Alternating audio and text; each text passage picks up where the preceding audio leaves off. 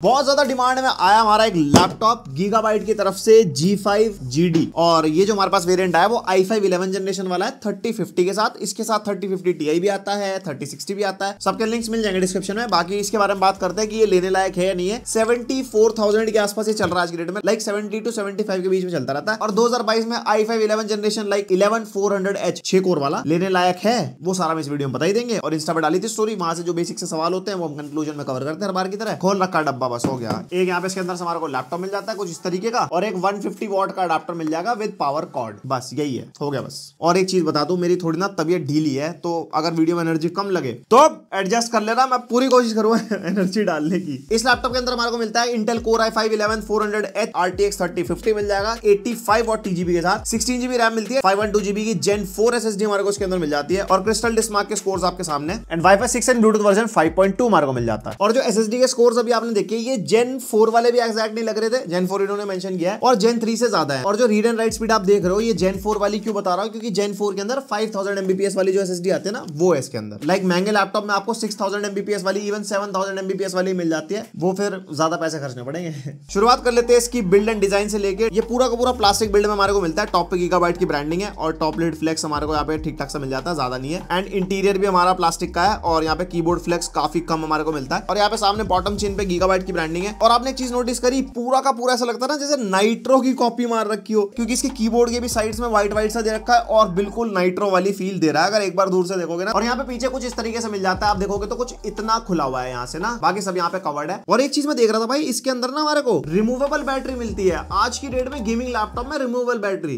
ये कहीं कहीं जगह अच्छी भी है, और कुछ नया भी है आज की डेट में 2022 में। और बिल्ड क्वालिटी की बात चल रही है, यहाँ पे स्क्रीन वॉबल थोड़ा सा ज्यादा हमारे को मिलता है इस लैपटॉप में। और पोर्ट्स की बात कर लेते हैं। लेफ्ट साइड में केंजिंगटन लॉक मिल जाएगा, एक एयर एग्जॉस्ट फैन मिल जाता है, एक USB 3.2 Gen 1 का पोर्ट मिलता है, एक USB 2.0 का पोर्ट मिल जाता है, और हेडफोन और माइक जैक का सेपरेट पोर्ट है इसके अंदर। देन यहाँ पे राइट साइड में USB 3.2 Gen 2 type A port and USB 3.2 Gen 2 type C port. और यहाँ पे एक full size SD card slot हमारे को मिल जाता है। और छेद यहीं पे खत्म नहीं होते, पीछे भी छेद मिलते हैं। पीछे आपको मिनी डिस्प्ले 1.4 का पोर्ट मिल जाएगा, एक HDMI 2.0 का पोर्ट मिल जाता है, एक RJ45 लैन पोर्ट, और एक पावर इनपुट का पोर्ट मिल जाता है। मेरे को पोर्ट्स के मामले में कोई कमी लगी, जो एक पोर्ट है USB 2.0 वाला, वो भी 3.1 3.2 दे देते, ज्यादा बेटर रहता है। बट वैसे कोई दिक्कत नहीं है, पोर्ट्स के मामले में भरपूर है। और बात करते हैं डिस्प्ले आउटपुट और मक स्विच की, तो कोई मक स्विच नहीं है इसके अंदर। और जो इंटरनल डिस्प्ले है वो आपकी iGPU से आउटपुट ले रही है, और जो हमारा HDMI से आउटपुट है वो हमारा iGPU से। और हमारे को जो मिनी डिस्प्ले से आउटपुट मिलता है वो RTX 3050 से मिलता है। और टाइप C से हमारे को यहाँ पे कोई आउटपुट नहीं मिलता। तो यहाँ पे हम टोटल 3 डिस्प्ले आउटपुट ले सकते हैं, लाइक एक अपना डिस्प्ले हो गया, एक DP पोर्ट से होगा, और एक HDMI से हो गया। तो डिस्प्ले आउटपुट के मामले में मतलब भरपूर, एकदम फुल डिस्प्ले। इसके अंदर मिलता है हमारे को फुल साइज का कीबोर्ड, और यहाँ पे हमारे को मिलता है सिंगल जोन वाला कीबोर्ड। और इसके अंदर सिंगल जोन में सारे कलर्स हम चेंज कर सकते हैं इसके कंट्रोल सेंटर सॉफ्टवेयर में जाके। बट यहाँ पे हम एक बारी में सिंगल कलर ही कर सकते हैं, और कोई इफेक्ट मेरे को इसके सॉफ्टवेयर के अंदर नहीं मिला कि हम कोई डिफरेंट इफेक्ट लगा पाए, लाइक ब्रीदिंग या कोई और डिफरेंट। और कीबोर्ड की टाइपिंग फील यहाँ पे काफी ठीक ठाक से मिल जाती है। और जो ट्रैक पैड है वो फुली क्लिकेबल वाला नहीं है, यहाँ पे सेपरेट क्लिक्स आपको मिलेंगे, और ट्रैक पैड की फील बढ़िया, लाइक मल्टी जेस्चर वाला। और इसके अंदर हमारे को इसका सॉफ्टवेयर मिलता है कंट्रोल सेंटर करके, उसके अंदर डिफरेंट पावर मोड्स मिलते हैं, यहाँ आप सेटअप कर सकते हो। फ्लेक्सी की करके यहाँ पे ऑप्शन मिलता है, जहाँ पे आप अपनी कीबोर्ड की मैक्रोस वगैरह सेट कर सकते हो। और यहाँ पे फैन स्पीड सेटिंग मिल जाती है, लाइक ऑटोमेटिक, मैक्सिमम, कस्टम के अंदर हमारे को कितने टेंपरेचर पे कितना फैन कैसे चलाना है वो भी हम यहाँ पे कस्टमाइज कर सकते हैं। इसके अंदर हमारे को मिलती है 15.6 इंचेस की फुल HD यानी कि 1080p IPS anti glare display मिलती है, जिसका 144 हर्ट्ज का रिफ्रेश रेट है, 300 निट्स की ब्राइटनेस है, एंड 45% NTSC मिलती है। और डिस्प्ले वही बेसिक वाली है, जैसे 45% NTSC में हर बार बताता हूँ, बेसिक काम करने हो, कलर एक्यूरेसी वाले हटा दो, वैसे नॉर्मल मूवीज वगैरह देखनी हो, गेम वगैरह खेलनी हो, कोई ऐसी दिक्कत नहीं आती। यहाँ पे इसके अंदर बोला इन्होंने 300 निट्स ब्राइटनेस है, मेरे को 250 से तो ज्यादा लगी, बट 300 एग्जैक्ट नहीं लगी, 300 से थोड़ी कम है, तो यहाँ पे 270 280 मतलब कह सकते हैं। और इसका वेबकैम टेस्ट है, और इसके माइक का टेस्ट है, कुछ ऐसी क्वालिटी आपको मिलेगी। 720p वाला वेबकैम है। और सब्सक्राइब, क्या हाल चाल है, क्या चल रहा है जिंदगी में, कमेंट करो।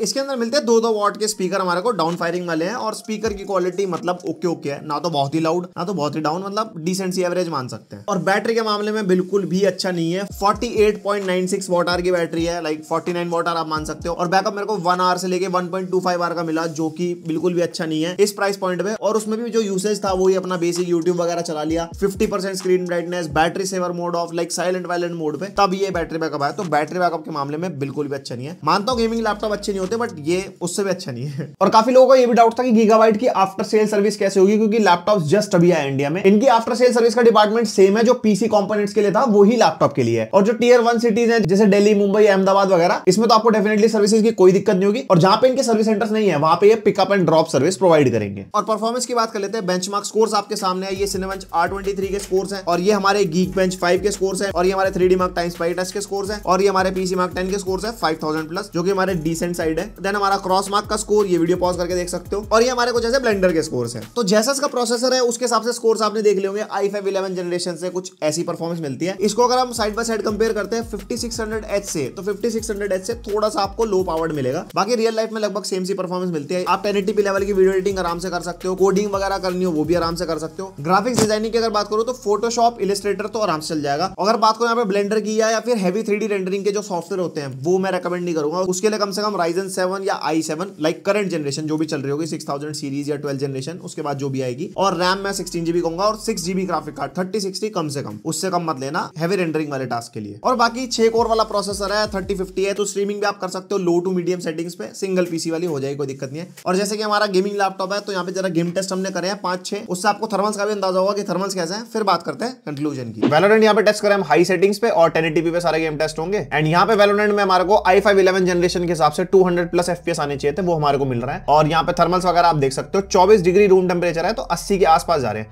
बाकी भी आगे वाले गेम भी दिखाता हूँ, उसके अंदर थोड़ा आपको थर्मल्स का और अंदाजा हो जाएगा। तो वैसे तो देखा जाए गेमिंग की परफॉर्मेंस सही निकाल के देगा, क्योंकि i5 11 जनरेशन है, ठीक ठाक प्रोसेसर है। उसके बाद हम टेस्ट कर रहे हैं वॉरजोन, और यहाँ पे गेम की सेटिंग्स हाई मीडियम लो का मिक्सचर है, जो अपने आप उठा लेता है 3050 के हिसाब से।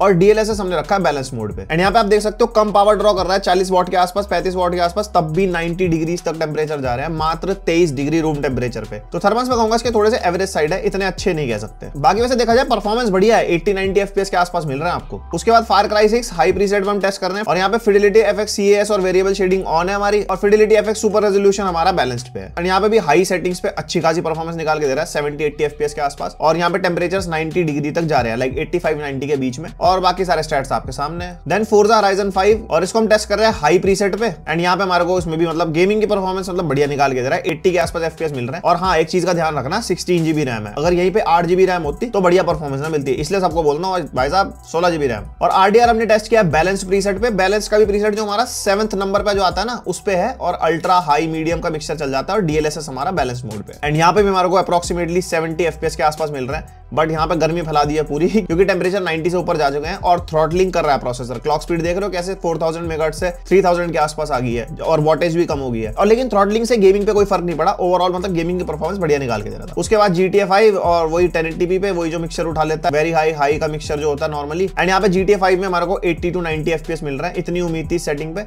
और बाकी सारे स्टैट्स आपके सामने। यहाँ पे CPU की वॉटेज और क्लॉक स्पीड कम हो गई थी, तो उसकी वजह से टेम्परेचर भी ठीक थे। तो यहाँ पे टेम्परेचर्स का मैं कहूंगा 22 डिग्री रूम टेम्परेचर पे टेस्ट हुए हैं, 21-22 पे, उसके हिसाब से ये ज्यादा है, क्योंकि हमारे शहर में थोड़ी सर्दी ज्यादा पड़ती है। अब आपने शहर के हिसाब से देख लेना। तो ये थी लैपटॉप की पूरी बातचीत। यहाँ पे मैं एक चीज कहूंगा, थर्मल्स मेरे को एवरेज लगे, एवरेज वाले कहेंगे, क्योंकि 21-22 डिग्री में टेस्ट हुआ है, मतलब ठंड आ चुकी है हमारे शहर में। उसके अंदर भी इसके टेम्परेचर 85+, समटाइम्स 90+, जो कि अच्छे नहीं है। एंड यहाँ पे बेसिक कंपैरिजन जो मेरे को इंस्टाग्राम से मिले, लाइक अंडर 75,000 में हमारे को डेल G15 मिल जाता है, i5 11 जनरेशन वाला भी और 5600H वाला भी। तो यहाँ पे मैं कहूंगा डेल G15 बेटर है। और टफ A15 से लोगों ने पूछा तो मैं कहूंगा टफ A15 बेटर है। और टफ F15 भी लोगों ने पूछा, वो भी 11400H 3050 वाला, वो 79,000 का चल रहा है आज की डेट में। उसमें मैं कहूंगा बैटरी बहुत बढ़िया, 90 वॉट आवर की बैटरी है, एंड ओवरऑल वो ही बढ़िया है, क्योंकि पैसे भी ज्यादा दे रहे हो डेफिनेटली। और नाइट्रो 5 12th जनरेशन की तरफ जाएं, जो कि हमारा 79-80,000 चल रहा है, या फिर ये, तो मैं कहूंगा पैसे बढ़ा के आप नाइट्रो की तरफ जा सकते हो, उसमें परफॉर्मेंस बेटर मिलेगी, 12th जनरेशन है ऑब्वियसली। और Acer Aspire 7 जो हमारा 3050 वाला है, जो 70,000 का चल रहा है वर्सेस दिस, तो मैं कहूंगा उससे तो ये वाला बेटर है। बैटरी बैकअप के मामले में वो अच्छा है, बट ओवरऑल परफॉर्मेंस के मामले में बेटर है, क्योंकि इसके अंदर H सीरीज का प्रोसेसर है, और इसका ग्राफिक कार्ड भी पावरफुल है उसके कंपैरिजन में। तो बस यही था पूरा रिव्यू, और बाकी इस लैपटॉप की परफॉर्मेंस आपने देख ली। और इस लैपटॉप को अगर मैं कंक्लूड करूं तो अंडर 70,000 अगर ये आता है तो आप इसको कंसिडर करके चल सकते हो, वरना उससे ऊपर में मत लेना, क्योंकि इसकी जो परफॉर्मेंस है और थर्मल्स वगैरह है वो सब आपने देख लिया। बाकी आप समझदार हो, इतने दिन से सब्सक्राइब कर रखा है, कुछ फायदा है तुम्हारा? नहीं है, पहली बार आए हो क्या? सब्सक्राइब मारो यार। और बस ये था आज की वीडियो में। कैसा लगा आपको लैपटॉप, कैसा लगी वीडियो, और क्या कुछ कहना चाहते हो कमेंट सेक्शन में बताओ। लाइक मारो, शेयर करो, सब्सक्राइब करो। मिलते हैं नेक्स्ट वीडियो, तब तक के लिए